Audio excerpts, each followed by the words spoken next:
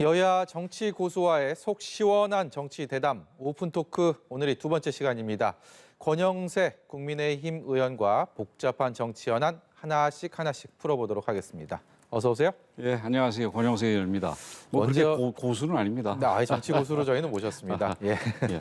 어제요. 예. 노재승 씨 이제 전 공동 선대위원장이 됐는데 예. 이 논란 끝에 사진 사퇴를 했고요. 예. 결과적으로는 국민의힘 윤석열 후보 입장에서는 좀 대선 레이스에서 좀 아픈 상처가 된 것 같습니다. 어떻게 예. 보셨습니까? 예, 뭐 말씀하신 대로 그 사전에 좀 검증이 조금 더 됐거나 아니면은 조금 더 빨리 그 이 해결을 했어야 되는데 조금 그런 부분은 아쉬움이 있습니다만은 그 노재승 전 위원장이 그래도 나름대로 결단을 잘한 것 같습니다. 그래서 이런 부분들이 사실 선대위 하다 보면은 뭐 영입 그 이야기를 많이 좀 하지 않습니까? 예. 오늘도 뭐 우리 당도 그렇고 저쪽 당도 그렇고 영입안에서 발표하는 것들이 있었는데, 근데 그 과정에서 이 정부에서 인사를 할 때는 나름대로 검증 절차가 굉장히 복잡하게 진행이 되지만 아시다시피 뭐 선거대책위원회에서는 그 검증을 제대로 할 수가 없지 않습니까? 그래서 이런 부분들이 왕왕 문제가 되는데, 근데 중요한 것은 그러니까 잘 선택하는 것도 중요하지만 결과적으로 잘못된 선택이 있을 경우에 어떻게 처리를 하느냐가 매우 중요할 것 같습니다. 그래서 예. 그 부분에 대해서는 우리가 앞으로도 계속해서 영입이 있을 텐데 그런 부분에 좀 더 명심을 하고 더 주의를 해야 될 것 같습니다.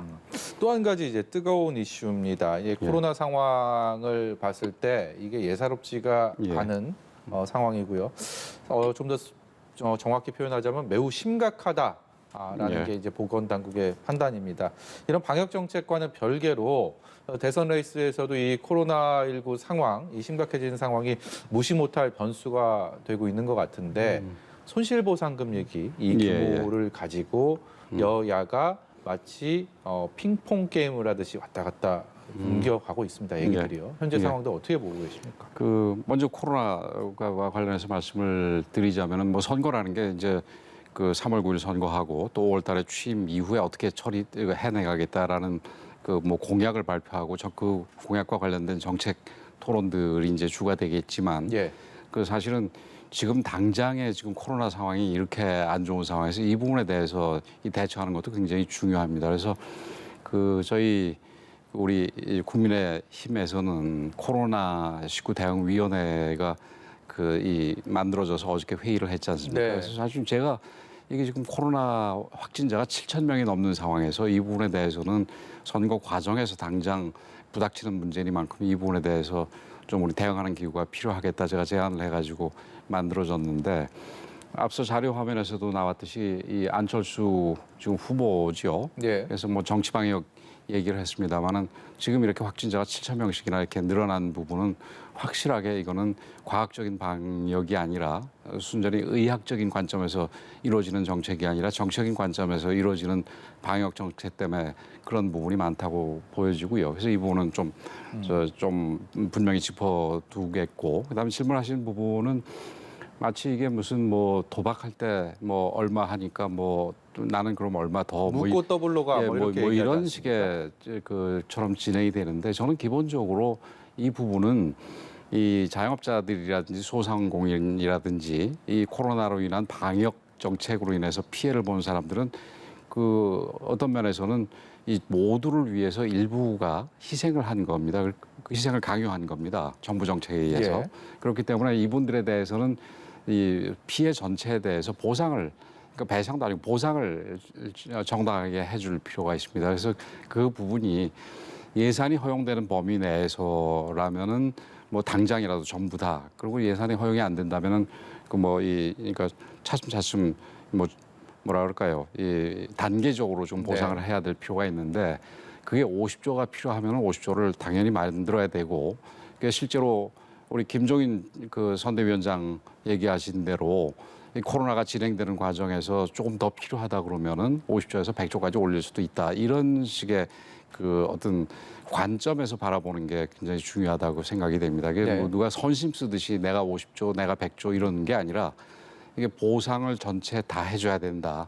그런 관점에서 우리가 예산을 어떻게 만들어야 될지 이 부분에 대한 고민을 하는 게 옳은 그 사고 방식이라고 생각을 합니다. 이 국민들 입장에서는 조금 걱정스러울 수도 있는 부분이 여야에서 특히 대선 국면이기 때문에 예. 마치 방역 정책 그리고 여기에 대한 보상 정책들이 우리 당에 우리 후보에 조금 더 유리하게 혹은 불리하지 않을까라는 이런 식의 정책 결정이 내려진다면 그래서 집권당의 어떤 정책을 야당이 발목을 잡거나 아니면 네. 야당의 어떤 의지를 집권당에서 좀 꺾으려고 하거나 이런 경우들에 대해서 좀 우려하는 부분들이 있거든요. 그러니까 협조해야 될 부분과 그리고 분명히 제지를 해야 되는 부분들에 대한 구분 어느 때보다 중요한 시점이 아닌가 하는 생각이 드는데요. 예, 뭐 사회자께서 지적하신 부분이 100번 맞는 얘기고요.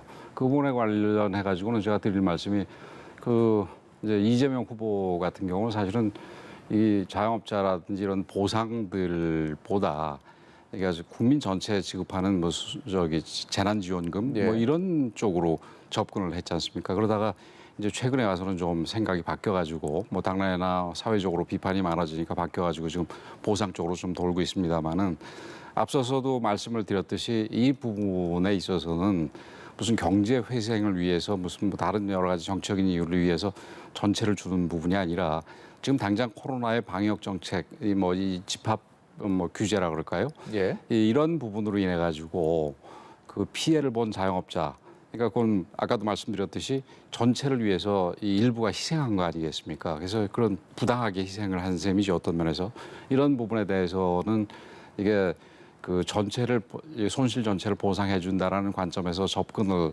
해야 되지 그게 어떤 당리당략에서 무슨 뭐 우리 당에 어떤 게 더 유리하냐 불리하냐 이런 차원에서 접근할 문제가 아니라고 봅니다. 집권하면 손실보상 여기에 적극적으로 나서겠다 뭐 이렇게 비춰지는 것도 있는 것 같던데요. 예, 근데 집권하면은 지금 우리가 무슨 행정부를 장악하고 있지 못하니까 우리가 적극적으로 지금 어떤 보상 정책을 필 수가 없는 거 아니겠습니까? 그래서 그런 부분을 아마 후보는 얘기했으리라 생각이 됩니다. 지금 국회에서 우리가 다수당이면은 국회에서 시작을 해가지고 뭐 주도를 해서 보상을 더 해줄 텐데 국회도 뭐 우리가 절대 소수당이고 또 그렇다고 우리가 행정부를 장악한 것도 아니니까 우리가 집권하면은 행정부에서 시작하는 건 우리가 할 수 있으니까 그렇게 하겠다 이런 의지를 표현한 걸로 저는 보고 있습니다. 그런 의지지 집권하지 못한다면 아예 필요가 없다 이렇게 해석하는 것은 국회가 될 수 있겠군요. 예, 그거는 아니고요. 집권하면 우리가 주도적으로 하겠고 뭐 저는 그렇게 생각을 안 합니다만 우리가 집권하지 못한다면 그래도 이 부분에 대해서는 우리가 적극적으로 돕겠다 이런 이 말입니다. 근데 후자에 대해서는 지금 뭐 말할 필요가 없으니까 그렇게 얘기 안 한 거겠죠. 생각하고 싶지 않은 시나리오일 테니까요. 예. 예. 다른 얘기 좀 해보겠습니다. 예. 이 양강 후보의 지지율이 예. 최근 들어서 엎치락 뒤치락 굉장히 딱 붙어 있는 상황에서 여론조사 지표마다 조금씩 차이는 있지만요. 예. 어쨌든 이 호각세를 보이고 있는 것은 사실인 것 같습니다. 연령대도 있고요, 지역별로도 그렇고 성별도 그렇고 이 선대위에서는 좀 더 집중해서 좀 신경 써서 보는 그런 포인트가 따로 있지 않을까라는 생각이 문득 들었는데 어떻습니까? 예. 뭐 당연히 그러니까 지금 선거 기간도 많이 안 남아 있고 뭐 그런 상황이기 때문에 좀 더 이렇게 선택과 집중을 좀 해야 될 필요가 있겠죠. 근데 지금 뭐 전체적으로 여론조사는 우리가 조금 처졌다는 게 뭐 상대한테 졌다는 게 아니라 상승세가 주춤하다가 다시 이제 회복하고 있어서 저는 다행이라고 생각을 하는데 우리가 뭐 상대당도 그렇게 생각을 하겠습니다만은 우리 입장에서는 이념적으로 중도 그다음에 이 연령 그러니까 세대로 봐서는 뭐 2030 세대가 사실은 그 중도 이념적으로도 중도고 또 스윙 보터이니까 그분에 대해서 우리가 좀 더 신경을 써야 되고요. 거기다 추가로 하면 40대 같은 경우는 저희들이 조금 불리한 상황인데 40대에서 50대 초반 부분도 어떤 면에서는 좋은 정책이 가장 잘 먹힐 수 있는 계층이라고 봅니다. 이제 사회적으로 그러니까 예를 들어서 금수저가 아닌 이상 이제 막 집을 마련해야 되거나 아니면 막 했거나 뭐 이런 계층 아니겠습니까? 그래서 지금 이 정부가 부동산 정책을 엉망으로 해서 부동산 상황이 시장이 엉망인데 이런 부분에 대해서 우리가 제대로 된 정책을 내고 예. 또 이제 앞으로 노후 준비에 대해서 걱정이 많은 그 세대인데 그런 나이인데 그 노후 복지 부분에 대해서도 좋은 정책을 낸다면은 지금 우리가 조금 불리하더라도 얼마든지 회복을 할 수 있다고 생각을 하고요. 이 젠더 이슈 아까 남녀 번 얘기했습니다만 젠더 이슈는 조금 걱정스럽습니다. 지금 우리 사회에서 그 젠더 성별 중에 뭐 남성한테만 적극적으로 구애하고 남성 중에서 좀 지나치게 그 이 반 페미니즘 예. 성향을 보이거나 혹은 여성 쪽에서 또 지나치게 그 이 남혐을 보이는 이런 쪽에까지 조금 이렇게 소구하려고 그러는 모습들이 있는데 저는 그런 현상에서 표를 이렇게 보는 것보다 지금 그런 현상, 이게 지금 우리 사회가 뭐 지역 갈등, 이념 갈등, 세대 갈등 여러 가지가 있는데 거기에 더해서 왜 남녀 갈등까지 벌어지게 되는지 좀 근본 원인을 지금 우리가 천착을 해볼 필요가 있다고 생각이 됩니다. 그래서 그런 부분에서 우리 그 대선에서도 뭐 우리 후보 당연히 그렇게 하겠습니다마는 이 왜 지금 서로 이 남성과 여성이 성 어떤 그 대결까지 벌이게 됐는지 근본 원인을 하루빨리 찾아가지고 예. 그 부분에 대해서 대책을 내놓는 게 그 지도자의 모습이라고 생각을 합니다. 예. 이 여야 모두 홍역을 치렀지만 그 홍역을 치른 끝에 선대위가 이제 제법 예. 짜임새를 갖게 됐고 그야말로 출범식 이후에 순항을 하고 있는 상황입니다. 그래도 아직 그 활용 점정이라고 하죠. 아직 찍지 못한 그 점이 하나 있을 텐데 두 개가 될 수도 있겠습니다. 홍준표, 유승민 네, 예. 전 현직 의원들이 아직 합류를 하지 않고 과연 언제쯤 어떤 방식으로 그리고 어떤 역할을 하게 될지에 대해서 국민의힘 그리고 윤석열 후보 지지층들이 많이 관심을 갖고 있는 것 같습니다. 저는 활용 점정 얘기를 하셔가지고 이 안철수 후보하고 문제를 물어보시는 줄 알았습니다. 근데 뭐 그 부분도 우리가 그 뭐 지금 당장 이러라 저래라 하는 거는 이런저런 얘기를 하는 거는 좀 신뢰가 되는 거니까 예. 그건 좀 조금 더 시간을 두고 해야 될 문제고요.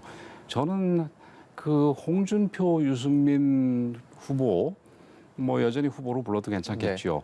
후보 문제는 큰 그 어려움 없이 해결이 될 수 있을 거다 이렇게 생각이 됩니다. 다 두 분 다 우리 당의 애정이 많은 분이고 그 지금 그 이 정권 교체를 반드시 해야 되는 부분에 있어서는 뭐 전혀 이의가 없는 분들이기 때문에 예. 본인이 그 어떤 본인 스스로의 어떤 그 역사적이라고 하면 너무 거창할지 모르겠습니다만 그런 평가 때문에라도 지금 우리 당의 보탬을 할 것이고 그 점을 다 떠나서도 우리 정권 교체를 위해서 좀 이 힘을 보탤 거라고 생각을 합니다. 그래서 그리고 이분들 같은 경우는 선대위에서 무슨 타이틀을 가지고 이런 부분은 뭐 그렇게 중요한 게 아니고요. 실제 선거 전에 이제 돌입을 했을 때 후보와 같이 뭐 유세를 한다든지 예. 뭐 후보를 지지하는 내용의 발언을 한다든지 이런 형태로 힘을 합칠 거라고 저는 굉장히 낙관적으로 보고 있습니다. 그나저나 그 이재명 후보와의 그 토론회는 법정 토론회 이 세 차례만 앞으로 하게 되는 겁니까? 그렇게 되겠지요. 뭐 세 차례가 될 텐데 저는 토론회 횟수보다 더 중요한 게 그 토론회의 내용이 어떻게 진행되느냐가 저는 굉장히 중요하다고 생각이 됩니다. 그래도 국민들은 좀 더 많이 보고 싶지 않을까요?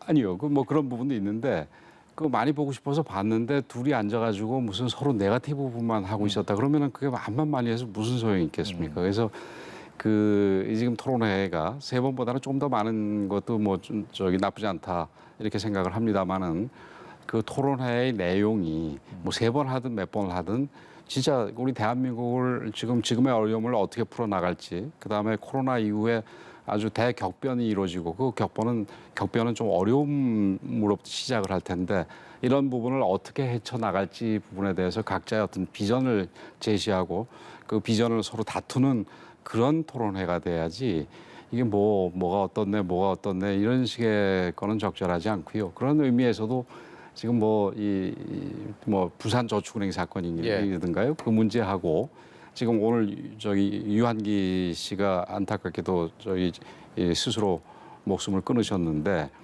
이 대장동 이 게이트에 해당되는 이 부분에 대해서는 말만 하지 말고 바로 특검으로 갈 필요가 있다. 그래서 그건 특검에다 맡겨놓고 토론회에서는 그러니까 아까 말씀드렸듯이 어떤 정책과 비전에 대한 치열한 토론이 있는 게 필요하다. 저는 이렇게 봅니다. 예. 권영세 의원과의 오픈 토크 오늘은 여기까지 듣도록 하겠습니다. 오늘 말씀 고맙습니다. 예, 감사합니다.